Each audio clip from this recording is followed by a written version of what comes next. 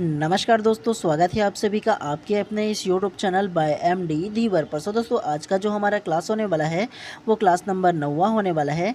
और आज की क्लास का जो हमारा विषय रहने वाला है शिक्षण अभिरुचि, जिसे आप लोग सीडीपी के नाम से जानते हो। और आज की क्लास का जो हमारा टॉपिक रहने वाला है वो मैराथन क्लास दूसरा है। ठीक है, इससे पहले मैंने आप लोगों का ना क्लास नंबर 8वां में मैराथन क्लास फर्स्ट चलाया था, तो नहीं देखे होंगे तो पहले उसको देख लीजिए, ताकि आप लोग का जो समझ है वो काफ़ी बेहतर तरीके से बन पाए। तो आज हम लोग क्या करेंगे, सबसे पहला ना मैं आप लोगों को टोटल 20 प्रश्न कराऊंगा। और ये जो 20 प्रश्न रहेगा ना वो किसी न किसी एग्जाम में पूछा गया होगा। ठीक है, तो इंपॉर्टेंट प्रश्न है, ध्यानपूर्वक आप लोग पढ़िएगा। और आप लोग ट्राई कीजिएगा कि मेरे आंसर देने से पहले खुद आंसर देने की कोशिश कीजिएगा। ठीक है, इसके बाद ना इसका जो पूरा PDF रहेगा वो मैं अपने टेलीग्राम चैनल पर डाल दूंगा, तो जाकर के सर्च कीजिए बाय MD धीवर करके ना, तो वहाँ पर आप लोगों का इसका जो PDF है वो मिल जाएगा। चलिए ज़्यादा देर ना करते हुए क्लास को फटाक से स्टार्ट करते हैं। आप सभी लोगों से एक हम्बल रिक्वेस्ट है कि अगर आप लोग चैनल पर नए होंगे तो पहले चैनल को सब्सक्राइब कर दीजिए और बेल आइकन को दबा दीजिए, ताकि इसी प्रकार की जब भी मैं क्लास लेकर आऊँ ना तो सबसे पहले आप लोगों को प्रॉपर टाइम पे नोटिफिकेशन मिले। तो चलिए ज़्यादा देर ना करते हुए ना क्लास को फटाक से स्टार्ट करते हैं। तो चलिए प्रश्न क्रमांक फर्स्ट को ध्यान से पढ़िए। सबसे पहला, विधि के विषय के रूप में शिक्षा किस सूची में आती है? ऑप्शन ए संघीय सूची, ऑप्शन बी राज्य सूची, ऑप्शन सी समवर्ती सूची या ऑप्शन डी अवशेषी शक्तियाँ। तो क्या इसका आंसर होगा बताइए सबसे पहले आप। तो प्रश्न क्रमांक 1 का जो करेक्ट आंसर है ना वो आप लोगों का ऑप्शन नंबर सी समवर्ती सूची करेक्ट हो जाएगा। कैसे? तो विधि के विषय के रूप में शिक्षा किस सूची के अंतर्गत आता है ना, तो ये जो विधि के रूप में जो शिक्षा का जो विषय है ना, वो जो शिक्षा का विषय है वो समवर्ती सूची के अंतर्गत आता है। मैंने आप लोगों को अपने पिछले क्लास में भी ये प्रश्न लेकर आया था। दोबारा लाने की वजह ये है कि ऐसे प्रश्न काफ़ी ज़्यादा पूछे जाते हैं, तो आप लोगों को ध्यानपूर्वक याद रखना है। ठीक है, चलिए आप लोगों को थोड़ी विस्तार पूर्वक थोड़े से इसके बारे में समझाता हूँ। ये जो ना शिक्षा का जो विषय है ना वो समवर्ती सूची के अंतर्गत आता है। समवर्ती सूची वे सूची होते हैं जिसमें केंद्र सरकार और राज्य सरकार दोनों कानून बना सकता है। केंद्र के तौर पर केंद्र सरकार कानून बनाता है और राज्य के तौर पर राज्य सरकार कानून बना सकता है। ठीक है, और इसमें ना दोनों के बीच अगर विवाद उत्पन्न होता है ना तो केंद्र सरकार की जो नीतियाँ रहेगी, जो उसका निर्णय रहेगा, उसे ही सबसे सर्वमान्य रखा जाएगा। ये बात आप लोगों को याद रखना है। उसके अलावा आप लोग ये जान लीजिए कि ये संघीय सूची क्या होता है। संघीय सूची का मतलब वे सूची होते हैं जिसमें केंद्र सरकार कानून बनाता है। ठीक है, और इसमें राज्य सरकार का किसी भी प्रकार से दखल अंदाजी नहीं होता, तो उसे संघीय सूची कहते हैं। और राज्य सूची का मतलब यह है कि राज्य सरकार उस पर ना शिक्षा के विषय पर वो कानून बना सकता है, तो वो राज्य सूची के अंतर्गत आता है। ठीक है, और समवर्ती सूची वे सूची होते हैं जिसमें केंद्र सरकार और राज्य सरकार दोनों मिल करके कानून बना सकता है शिक्षा के संबंध में। तो प्रश्न क्रमांक 1 का जो करेक्ट आंसर है ना ऑप्शन नंबर सी जो है वो आप लोगों का करेक्ट हो जाएगा। ठीक है, चलिए प्रश्न क्रमांक 2 को ध्यान से पढ़िए। संविधान के किस संशोधन से शिक्षा एक मौलिक अधिकार बन गई है? ऑप्शन ए 25वें संविधान संशोधन, ऑप्शन बी 86वें संशोधन, ऑप्शन सी 22वें संशोधन या ऑप्शन डी 52वें संशोधन। तो क्या इसका आंसर होगा बताइए सबसे पहले आप। तो प्रश्न क्रमांक 2 का जो करेक्ट आंसर है ना वो आप लोगों का ऑप्शन नंबर बी 86वें संशोधन करेक्ट हो जाएगा। कैसे? तो संविधान के किस संशोधन से शिक्षा एक मौलिक अधिकार बन गई, बोला है मौलिक अधिकार के बारे में बात किया गया। ठीक है, तो संविधान के ना 86वें जो संशोधन है ना, ये जो 86वां जो संशोधन है वो 2002 में होता। कब हुआ था? तो 2002 में ना 86वां जो संविधान संशोधन है वो किया गया था, जिसमें भारतीय संविधान के अनुच्छेद 21A का क्या, तो भारतीय संविधान के जो अनुच्छेद 21A है ना उसमें 6 वर्ष से लेकर कि 14 वर्ष के जितने भी बालक हैं ना तो उनको निःशुल्क और अनिवार्य शिक्षा देने की बात कही गई है। और ये जो है ना ये जो 86वें संविधान संशोधन जो है ना कि 21A में जोड़ा गया, वे जो भाग 3 है ना तो उसमें शामिल है। ये भी आप लोगों को याद रखना है। ठीक है, तो इस प्रकार से प्रश्न क्रमांक 2 का जो करेक्ट आंसर है ऑप्शन नंबर बी जो है वो आप लोगों का करेक्ट हो जाएगा। ठीक है, चलिए नेक्स्ट प्रश्न को फिर से पढ़ते हुए चलते हैं। चलिए प्रश्न क्रमांक 3 को ध्यान से पढ़िए। भारतीय संविधान के किस अनुच्छेद में 6 से 14 आयु वर्ग के बच्चों के लिए निःशुल्क व अनिवार्य शिक्षा का अधिकार शामिल किया गया है? ऑप्शन ए अनुच्छेद 26, ऑप्शन बी अनुच्छेद 15, ऑप्शन सी अनुच्छेद 45 या ऑप्शन डी अनुच्छेद 21A। तो क्या इसका आंसर होगा बताइए सबसे पहले आप। तो प्रश्न क्रमांक 3 का जो करेक्ट आंसर है ना वो आप लोगों का ऑप्शन नंबर डी करेक्ट हो जाएगा। अनुच्छेद 21 से करेक्ट हो जाएगा। कैसे? तो मैंने आप लोगों को प्रश्न क्रमांक 2 में अब भी आप लोगों को समझाया था ना कि भारतीय संविधान के अनुच्छेद जो 21A में बताया था ना अभी जस्ट कि भारतीय संविधान के अनुच्छेद 21A में 6 से 14 वर्ष के जितने भी बालक हैं सभी बालक को निःशुल्क और अनिवार्य शिक्षा का अधिकार शामिल किया गया या अधिकार दिया गया, ये बताया था ना। ये जो है वो 86वां जो संविधान संशोधन 2002 में हुआ था उसके तहत इसमें डाला गया था, बताया था ना अभी जस्ट आप लोगों को। तो इस प्रकार से प्रश्न क्रमांक 3 का जो करेक्ट आंसर है ऑप्शन नंबर डी जो है वो आप लोगों का करेक्ट हो जाएगा। चलिए नेक्स्ट प्रश्न को फिर से पढ़ते हुए चलते हैं। चलिए प्रश्न क्रमांक 4 को ध्यान से पढ़िए। भारतीय संविधान में शिक्षा के अधिकार को मूल अधिकार के रूप में जोड़ा गया। ऑप्शन ए धारा 45 में, ऑप्शन बी धारा 21A में, ऑप्शन सी धारा 45A में या ऑप्शन डी धारा 22 में। तो क्या इसका आंसर होगा बताइए सबसे पहले आप। तो प्रश्न क्रमांक 4 का जो करेक्ट आंसर है ना वो आप लोगों का ऑप्शन नंबर बी धारा 21A करेक्ट हो जाएगा। अब भी जस्ट आप लोगों को पिछले 2 प्रश्न सेम आया लेकिन थोड़ा सा इसको घुमा करके दे दिया गया है। आप लोगों को जो नोटिस करना है वो शिक्षा के अधिकार को नोटिस करना है जी। और ये जो शिक्षा का अधिकार जो है ना वो धारा 21A में जोड़ा गया। अब भी आप लोगों को जस्ट बताया ना 86वें संविधान संशोधन में 2002 में इसको पारित किया गया था, अब भी जस्ट बताया ना। तो इस प्रकार से प्रश्न क्रमांक 4 का जो करेक्ट आंसर है ऑप्शन नंबर बी जो है वो आप लोगों का करेक्ट हो जाएगा। चलिए नेक्स्ट प्रश्न को फिर से पढ़ते हुए चलते हैं। चलिए प्रश्न क्रमांक 5 को ध्यान से पढ़िए। भारतीय संविधान का कौन सा अनुच्छेद शिक्षा के अधिकार की चर्चा करती है?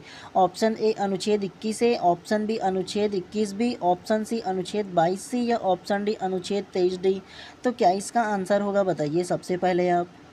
तो प्रश्न क्रमांक 5 का जो करेक्ट आंसर है ना वो आप लोगों का ऑप्शन नंबर है अनुच्छेद 21A, इसमें भी करेक्ट हो जाएगा। आप लोगों को मैं नोटिस करने के लिए क्या बोला था, शिक्षा के अधिकार को चर्चा की गई है या शिक्षा के अधिकार को किस अनुच्छेद में दिया गया है या शिक्षा के अधिकार कौन से संविधान संशोधन में किया गया, इन सारी चीज़ों को आप लोगों को याद रखना, ये इम्पॉर्टेंट है, हमेशा पूछा जाता है। एक शिक्षक होने के नाते भविष्य में आप लोगों को इन सारी चीज़ों के लिए अवेयर रहना पड़ेगा, ठीक है। तो इस प्रकार से प्रश्न क्रमांक 5 का जो करेक्ट आंसर है ऑप्शन नंबर ए जो है वो आप लोगों का करेक्ट हो जाएगा। चलिए प्रश्न क्रमांक 6 को ध्यान से पढ़िए। शैक्षणिक संस्थाओं में प्रवेश में किन आधारों पर किए जाने वाले पक्षपात का संवैधानिक रूप से निषेध किया गया है? पहला धर्म, दूसरा लिंग, तीसरा जन्म स्थान, चौथा राष्ट्रीयता। नीचे दिए गए कूट में से सही उत्तर का चयन कीजिए। ऑप्शन ए 2, 3 और 4, ऑप्शन बी 1, 2 और 3, ऑप्शन सी 1, 2 और 4 या ऑप्शन डी 1, 2, 3 और 4। तो क्या इसका आंसर होगा बताइए। ध्यान से पढ़ोगे तो इजी है यार, ये प्रश्न देखने में सिर्फ बड़ा है। तो क्या इसका आंसर होगा बताइए सबसे पहले आप। तो प्रश्न क्रमांक 6 का जो करेक्ट आंसर है ना वो आप लोगों का ऑप्शन नंबर बी जो है वो आप लोगों का करेक्ट हो जाएगा। कैसे? तो देखिए शैक्षणिक संस्थाओं में प्रवेश में किन आधारों पर किए जाने वाले पक्षपात का संवैधानिक रूप से निषेध किया गया है, बोला है मतलब रोका गया है, ये पूछा गया है। तो इसमें दिया गया है देखो धर्म, लिंग और जन्म स्थान।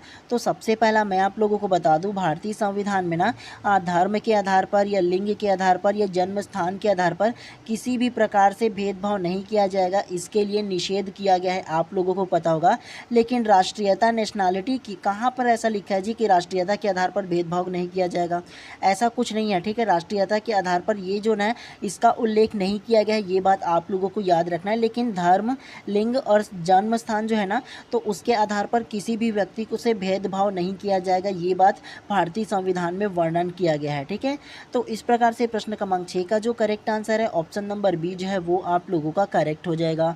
चलिए नेक्स्ट प्रश्न को फिर से पढ़ते हुए चलते हैं। चलिए प्रश्न क्रमांक 7 को ध्यान से पढ़िए। इनमें से कौन सी अनुच्छेद यह कहता है कि धर्म और भाषा के आधार पर आधारित अल्पसंख्यक अपने अनुसार शिक्षण संस्थानों को स्थापित कर और चला सकता है?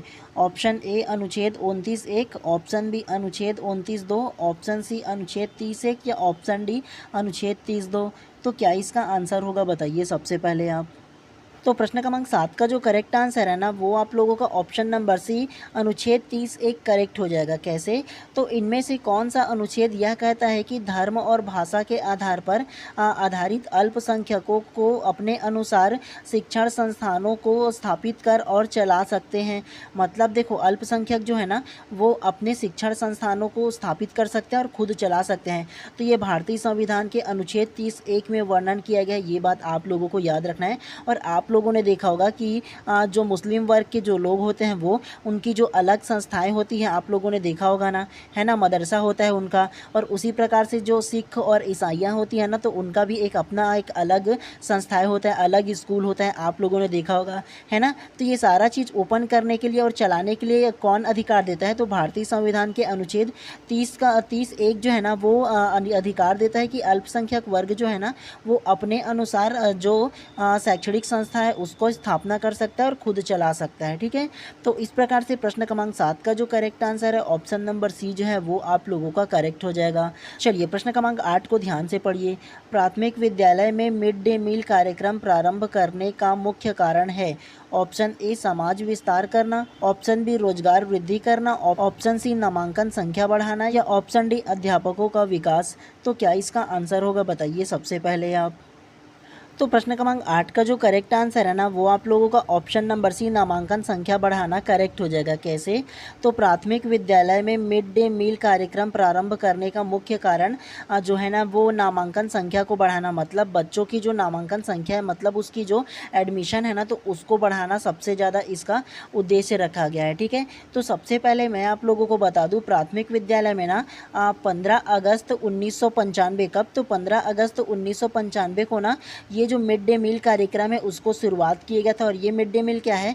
तो मिड डे मील का मतलब ये होता है कि स्कूल में खाना, मध्याह्न भोजन प्रोवाइड करना मिड डे मील कार्यक्रम कहलाता है। ठीक है, जिसमें आप लोगों ने भी खाया होगा अगर कहीं सरकारी स्कूल में पढ़े होंगे तो। और इसका जो उद्देश्य है ना वो नामांकन संख्या को बढ़ाना और बच्चों को ना प्रतिदिन पौष्टिक भोजन उपलब्ध कराना ताकि ना नामांकन की संख्या भी बढ़ सके। और आप लोगों को पता होगा कि जो गरीब फैमिली से जो माता पिता होते हैं ना वो अपने बच्चों को खाने खिलाने की एवज में भी वो लोग स्कूल भेजते हैं, साथ में पढ़ेगा भी, वही खाएगा और खेलेगा बोल करके भेजते हैं। तो सरकार का ये उद्देश्य भी था कि बच्चों का जो नामांकन है ना विद्यालय में वो बढ़े, इसका नियम था। ठीक है, तो इस प्रकार से प्रश्न क्रमांक 8 का जो करेक्ट आंसर है ऑप्शन नंबर सी जो है वो आप लोगों का करेक्ट हो जाएगा। चलिए नेक्स्ट प्रश्न को फिर से पढ़ते हुए चलते हैं। चलिए प्रश्न क्रमांक 9 को ध्यान से पढ़िए। राष्ट्रीय बाल श्रम उन्मूलन प्राधिकरण की स्थापना कब की गई थी? ऑप्शन ए 16 अगस्त 1996, ऑप्शन बी 5 जून 1990, ऑप्शन सी 22 जुलाई 2002 या ऑप्शन डी 26 सितंबर 1994। तो क्या इसका आंसर होगा बताइए सबसे पहले आप। तो प्रश्न क्रमांक 9 का जो करेक्ट आंसर है ना वो आप लोगों का ऑप्शन नंबर डी 26 सितंबर 1994 करेक्ट हो जाएगा। कैसे? राष्ट्रीय बाल श्रम उन्मूलन प्राधिकरण संस्था की स्थापना कब की गई थी बोला है। तो ये जो ना बाल श्रम जो उन्मूलन प्राधिकरण संस्था की जो स्थापना है ना वो 26 सितंबर 1994 को किया गया था। ये बात आप लोगों को याद रखना है। और ये जो अगर राष्ट्रीय बाल श्रम प्राधिकरण संस्था के बारे में थोड़ा सा बताऊँ ना तो आप लोगों ने जब होटल वगैरह में गए होंगे या कारखाना वगैरह में गए होंगे तो वहाँ एक नोटिस बोर्ड लगा हुआ होता है, आप लोगों ने देखा होगा कि यहाँ 14 वर्ष से कम उम्र के बालक यहाँ श्रम नहीं करता या कार्य नहीं करता, ऐसे लिखा देखे होंगे ना।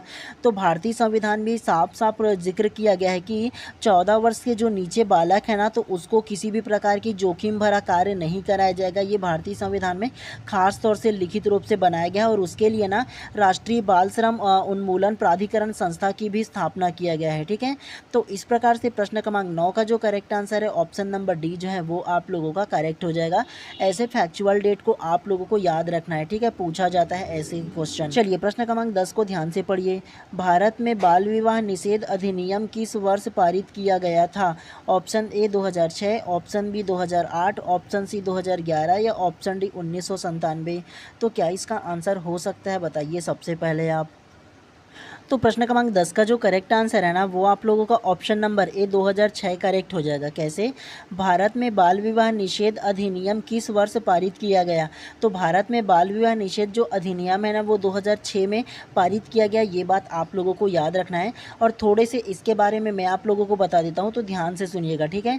सबसे पहला जो बाल विवाह निषेध जो हुआ था ना, मतलब जो बाल विवाह अधिनियम जो पारित हुआ था ना, वो सबसे पहला 1929 में हुआ था। कब हुआ था? तो 1929 में सबसे पहला बाल विवाह निषेध जो अधिनियम है ना वो बना था।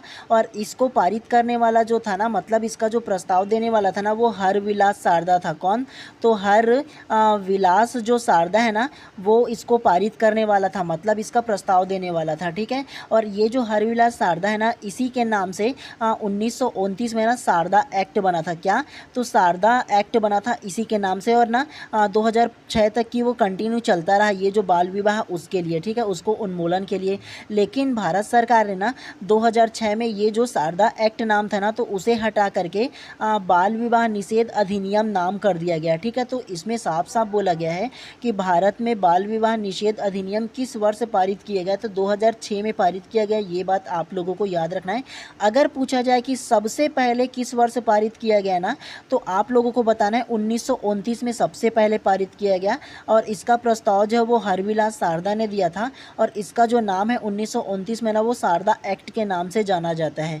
लेकिन अगर कि दूसरे तौर पे पूछा जाना, तो 2006 में भारत सरकार ने इसका नाम को चेंज कर दिया है। ये बात आप लोगों को दोनों को याद रखना है, ठीक है। हो सकता है थोड़े से प्रश्न को घुमा करके दे दे, तो कैसे करोगे? तो इसलिए ज़्यादा जरूरी कि सारी तरीके से आप लोगों को याद रखना है, ठीक है। तो इस प्रकार से प्रश्न क्रमांक 10 का जो करेक्ट आंसर है ऑप्शन नंबर ए जो है करेक्ट हो जाएगा। चलिए नेक्स्ट प्रश्न को फिर से पढ़ते हुए चलते हैं। चलिए प्रश्न क्रमांक 11 को ध्यान से पढ़िए। नर्सरी कक्षा में शुरुआत करने के लिए कौन सी विषय वस्तु सबसे अच्छी है? ऑप्शन ए मेरा पड़ोस, ऑप्शन बी मेरा विद्यालय, ऑप्शन सी मेरा परिवार, या ऑप्शन डी मेरा प्रिय मित्र। तो क्या इसका आंसर होगा बताइए सबसे पहले आप। तो प्रश्न क्रमांक 11 का जो करेक्ट आंसर है ना वो आप लोगों का ऑप्शन नंबर सी जो है वो आप लोग का करेक्ट हो जाएगा, मेरा परिवार। करेक्ट। कैसे? तो नर्सरी कक्षा की बात की है जी, और नर्सरी कक्षा में जो एक छोटा बालक है वो क्या जानता है? तो जो बालक है केवल अपने परिवार के बारे में जानता है ना जी, अपने उसकी मम्मी का क्या नाम है, उसके पापा के क्या नाम है, उसके फैमिली में कितने हैं, यही ज़्यादा जानता है ना, जो घर में रहता है, जो घर में सीखता है वो। तो देखो नर्सरी कक्षा की शुरुआत करने के लिए कौन सा विषय वस्तु सबसे अच्छी है बोला ना, तो मेरा परिवार वाला जो कॉन्सेप्ट है ना, जो विषय वस्तु है वो सबसे अच्छा हो जाएगा, ठीक है। तो इस प्रकार से प्रश्न क्रमांक 11 का जो करेक्ट आंसर है ऑप्शन नंबर सी जो है वो आप लोगों का करेक्ट हो जाएगा। जो चीज़ बालक सबसे ज़्यादा जानता है वही ना पूछोगे जी आप, हैं। चलिए प्रश्न क्रमांक 12 को ध्यान से पढ़िए।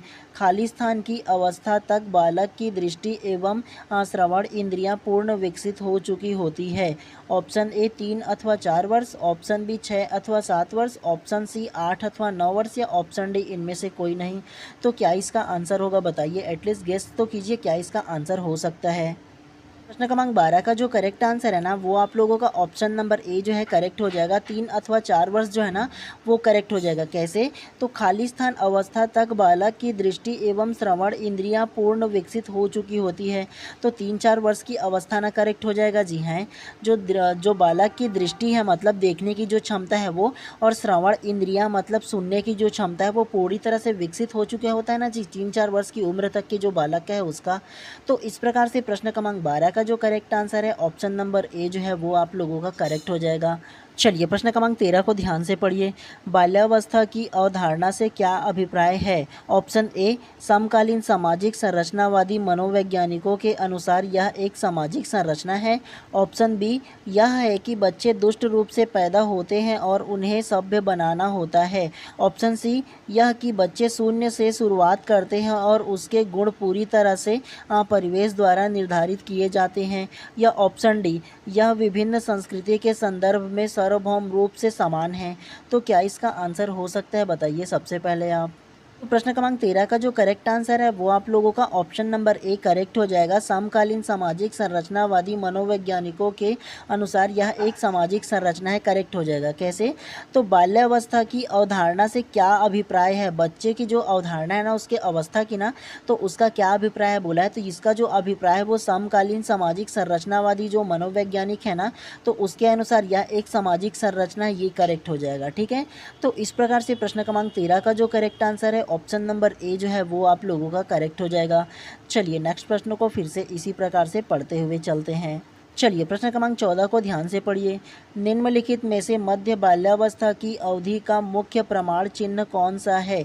ऑप्शन ए प्रतीकात्मक खेल का उभरना, ऑप्शन बी तर्क संगत विचारों का विकास जो कि प्राकृतिक रूप से मूर्त है, ऑप्शन सी पेशीय कौशल और समग्र शारीरिक वृद्धि का तेजी से विकास, या ऑप्शन डी वैज्ञानिक तर्क और मूर्त रूप से सोचने की क्षमता का विकास। तो क्या इसका आंसर हो सकता है, बताइए सबसे पहले आप। तो प्रश्न क्रमांक 14 का जो करेक्ट आंसर है ना वो आप लोगों का ऑप्शन नंबर बी जो है वो आप लोगों का करेक्ट हो जाएगा। तर्क संगत विचारों का विकास जो कि प्राकृतिक रूप से मूर्त है, करेक्ट हो जाएगा। कैसे? निम्नलिखित में से मध्य बाल्यावस्था की अवधि का मुख्य प्रमाण चिन्ह है बोला है, ठीक है। तो मध्य बाल्यावस्था को मैंने आप लोगों को जो पहले क्लास लिया था इससे पहले उसमें आप लोगों को बताया था ना कि पियाजे के जो संज्ञानात्मक विकास है उसमें जो पियाजे है ना वो बाल्यावस्था को मुख्यतः 4 भागों में अलग अलग बांटा था, बताया था ना आप लोगों को। सबसे पहला जो अवस्था है वो आप लोग को बताया था ना कि संवेदी पेशी अवस्था बताया था ना आप लोगों को, जिसका जो एज है वो जन्म से लेकर के 2 वर्ष या 0 से 2 वर्ष होता है। संवेदी पेशी अवस्था बताया था ना पहला वाला। दूसरा आप लोगों को क्या बताया था? पूर्व संक्रियात्मक अवस्था बताया था ना आप लोगों को, जिसका जो एज है वो 2 वर्ष से लेकर के 7 वर्ष तक की इसका एज होता है, बताया था ना। और तीसरा आप लोगों का जो होता है वो मूर्त संक्रियात्मक अवस्था। क्या? तो मूर्त संक्रियात्मक अवस्था 7 से लेकर के 11 वर्ष तक की आयु तक चलता है, ये भी आप लोग को बताया था ना। और चौथा जो है उसके बारे में भी बताया था कि अमूर्त संक्रियात्मक अवस्था। क्या? तो अमूर्त संक्रियात्मक अवस्था बताया था ना, जिसका एज है वो 11 से लेकर के 15 वर्ष या 11 से अधिक आप लोग मान सकते हो, ये मैंने बोला था ना। तो इसमें देखो मध्य बाल्यावस्था की अवधि बोला है, और जो मध्य बाल्यावस्था की जो अवधि होगा वो आप लोगों का ये वाला ऑप्शन ना करेक्ट हो जाएगी जी, ऑप्शन नंबर सी वाला, ये जो तीसरा दिख रहा है ना आप लोगों का, ये करेक्ट हो जाएगा। देखो तर्क संगत विचारों का विकास जो कि प्राकृतिक रूप से मूर्त है। तो मूर्त वाला जो सेक्शन है इसको सिर्फ गौर करोगे तो आप लोगों को समझ में आ जाएगा कि ये तीसरा वाला जो है ना 7 से 11 वर्ष वाला जो दिया है वो भी आप लोग का ऐसे भी आप लोग समझ सकते हो। लेकिन एक्चुअल में मध्य बाल्यावस्था की अगर बात करोगे ना तो मध्य बाल्यावस्था ऑप्शन नंबर बी ही करेक्ट हो जाएगा। तर्क संगत विचारों का विकास जो कि प्राकृतिक रूप से मूर्त होते हैं, ठीक है। तो इस प्रकार से प्रश्न क्रमांक 14 का जो करेक्ट आंसर है ऑप्शन नंबर बी जो है आप लोगों का करेक्ट हो जाएगा। चलिए प्रश्न क्रमांक 15 को ध्यान से पढ़िए। निम्नलिखित में से कौन सी मध्य बाल्यावस्था की विशेषता है? ऑप्शन ए अमूर्त रूप से सोचने तथा वैज्ञानिक तर्क का प्रयोग करने की योग्यता विकसित होती है, ऑप्शन बी बच्चे तार्किक एवं मूर्त रूप से सोचना प्रारंभ कर देते हैं, ऑप्शन सी अधिगम मुख्य रूप से संवेदी एवं चालक गतिविधियों द्वारा घटित होता है, या ऑप्शन डी शारीरिक वृद्धि एवं विकास बहुत तेज गति से होता है। तो क्या इसका आंसर होगा, बताइए सबसे पहले आप। तो प्रश्न क्रमांक 15 का जो करेक्ट आंसर है ना वो आप लोगों का ऑप्शन नंबर बी जो है वो करेक्ट हो जाएगा। बच्चे तार्किक एवं मूर्त रूप से सोचना प्रारंभ कर देते हैं, करेक्ट हो जाएगा। मैंने आप लोगों को अभी जस्ट प्रश्न क्रमांक 14 में क्या समझाया था, बताया था ना कि मध्य बाल्यावस्था की उसमें प्रमाण पूछा था और इसमें विशेषता पूछा है। प्रमाण और विशेषता में क्या अंतर है जी? जो मध्य बाल्यावस्था की जो विशेषता है वही ना होगा जी, हाँ, प्रमाण भी वही ना होगा, सेम टू सेम। तो बच्चे तार्किक एवं मूर्त रूप से सोचना प्रारंभ कर देते हैं, ये आप लोगों का करेक्ट हो जाएगा, मध्य बाल्यावस्था की विशेषता हो जाएगा, ठीक है। तो इस प्रकार से प्रश्न क्रमांक 15 का जो करेक्ट आंसर है ऑप्शन नंबर बी जो है आप लोगों का करेक्ट हो जाएगा। चलिए नेक्स्ट प्रश्न को फिर से पढ़ते हुए चलते हैं। चलिए प्रश्न क्रमांक 16 को ध्यान से पढ़िए। निम्नलिखित में से कौन सा उत्तर बाल्यावस्था का लक्षण है? ऑप्शन ए हठी, ऑप्शन बी समय की संकल्पना, ऑप्शन सी सामाजिक संकल्पना, या ऑप्शन डी वीर पूजा। तो क्या इसका आंसर होगा, बताइए सबसे पहले आप। तो प्रश्न क्रमांक 16 का जो करेक्ट आंसर है ना वो आप लोगों का ऑप्शन नंबर ए हठी करेक्ट हो जाएगा। कैसे? तो निम्नलिखित में से कौन सा उत्तर बाल्यावस्था का लक्षण है बोला है, तो उत्तर बाल्यावस्था का जो लक्षण है वो हठी स्वभाव का जो बालक होते हैं वो हो जाएगा, ठीक है। तो सबसे पहला मैं आप लोगों को बता दूं, जो इस विषय का जो मुख्य जो मनोवैज्ञानिक है ना, जो जीन पियाजे है ना, तो उन्होंने बालक की जो आयु है उनको मुख्यतः 4 भागों में विभक्त किया है, मतलब बांटा है, ठीक है। सबसे पहला जो आयु हो जाएगा ना वो गर्भावस्था हो जाएगा। क्या होगा? तो गर्भावस्था सबसे पहले हो जाएगा, जिसमें गर्भधारण से लेकर कि जन्म तक की जो है ना वो आयु रखा गया है। ठीक है, तो जन्म तक की क्या होगा? तो गर्भावस्था होगा। दूसरा जो आयु है वो शैशवावस्था हो जाएगा। क्या होगा? तो दूसरा शैशवावस्था को दूसरा एज माना गया है। शैशवावस्था की जो आयु है ना वो जन्म से लेकर कि 2 वर्ष तक की जो आयु है ना उसको शैशवावस्था की श्रेणी में रखा गया है। और तीसरा जो होगा वो बाल्यावस्था हो जाएगा। क्या? तो तीसरा जो अवस्था है वो बाल्यावस्था हो जाएगा। और बाल्यावस्था की जो एज है ना वो 2 वर्ष से लेकर कि 12 वर्ष तक की माना गया है। और ये जो बाल्यावस्था है उसको मुख्यतः 2 भाग में विभक्त किया गया है, मतलब बांटा गया है। सबसे पहला पूर्व बाल्यावस्था हो जाएगा। क्या? तो पूर्व बाल्यावस्था हो जाएगा और इसका जो एज है वो 2 वर्ष से लेकर कि 6 वर्ष तक की रखा गया है। और उसके बाद दूसरा जो होगा वो उत्तर बाल्यावस्था हो जाएगा। क्या होगा? तो उत्तर बाल्यावस्था हो जाएगा और इसका जो एज है वो 6 से लेकर कि 12 वर्ष तक की इसका जो एज है ना वो रखा गया है। और अंतिम में जो चौथा अवस्था है ना वो किशोरावस्था हो जाएगा। क्या? तो किशोरावस्था हो जाएगा जो 12 वर्ष से 18 वर्ष के बीच में होता है। ठीक है, या 12 वर्ष से अधिक आप लोग मान सकते हो। लेकिन बाल्यावस्था के लक्षण है पूछा है तो बाल्यावस्था के जो लक्षण है वो 6 से 12 वर्ष की उम्र में ना होगा। जी हाँ, उत्तर बाल्यावस्था में। और 6 से 12 वर्ष की जो उम्र में जो बालक होते हैं आप लोगों ने उसके व्यवहार को देखा होगा कि वो हठी प्रकार के ज़्यादा होते हैं। मतलब किसी चीज़ को चाहिए तो चाहिए, मतलब मैं ये बोल रहा हूँ वो सही है तो सही है। इस प्रकार के जो बालक है वो हठी स्वभाव के ज़्यादा होते हैं और जीन पियाजे ने भी इसी को सही माना है। ठीक है, तो इस प्रकार से प्रश्न क्रमांक 16 का जो करेक्ट आंसर है ऑप्शन नंबर ए जो है करेक्ट हो जाएगा आप लोगों का। चलिए नेक्स्ट प्रश्न को फिर से इसी प्रकार से पढ़ते हुए चलते हैं। चलिए प्रश्न क्रमांक 17 को ध्यान से पढ़िए। किस अवस्था में बालकों में नई खोज करने की और घूमने की प्रवृत्ति बहुत अधिक बढ़ जाती है?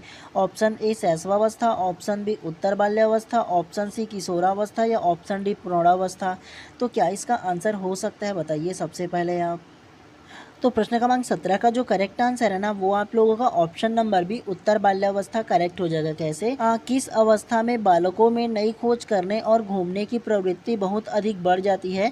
तो जो नई खोज करना है ना मतलब आप लोगों ने देखा होगा कि उत्तर बाल्यावस्था को जो एज है पहले उसको बता देता हूँ। उत्तर बाल्यावस्था का एज को आप लोगों को अब भी बताया हूँ ना कि 6 वर्ष से लेकर कि 12 वर्ष तक की जो उम्र है वो उत्तर बाल्यावस्था हो जाएगा। आप लोगों को बताया था ना। और पूर्व बाल्यावस्था को भी बताया था 2 वर्ष से लेकर कि 6 वर्ष तक की पूर्व बाल्यावस्था हो जाएगा। लेकिन उत्तर बाल्यावस्था में जो बालक होते हैं आप लोगों ने देखा होगा कि कोई भी चीज़ अगर उसको मिलता है तो वो बच्चा जो है वो उसको तोड़ फोड़ कर देखता है। गाड़ी जैसे खिलौना मिल जाता है तो उसको तोड़ के देखता है कि अंदर में क्या है। तो उनके मन में जो क्यूरियोसिटी होता है मतलब नई चीज़ों को खोज करने की जो प्रवृत्ति है वो बढ़ता है।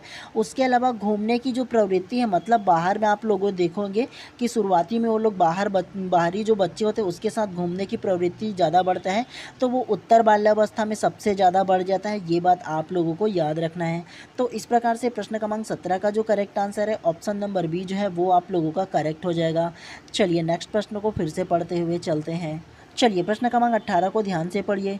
विकास की किस अवस्था को कोल तथा ब्रूंस ने संवेगात्मक विकास का अनोखा काल कहा है?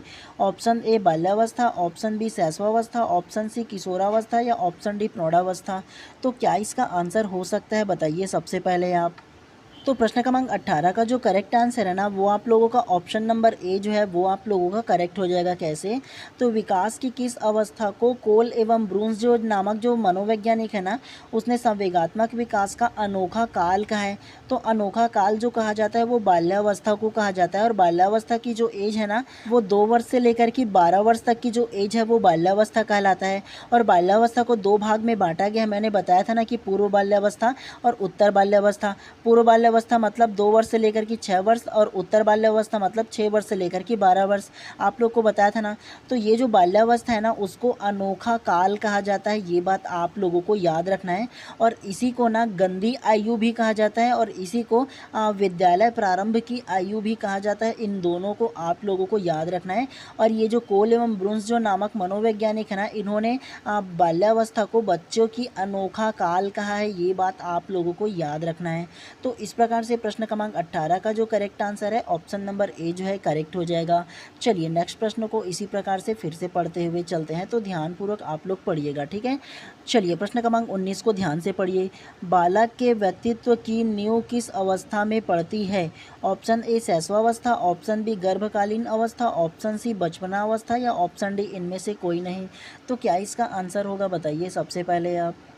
तो प्रश्न क्रमांक 19 का जो करेक्ट आंसर है ना वो आप लोगों का ऑप्शन नंबर सी करेक्ट हो जाएगा, बचपनावस्था। ये बचपनावस्था को ही बाल्यावस्था कहा जाता है, इन दोनों को आप लोगों को समझना है, ठीक है।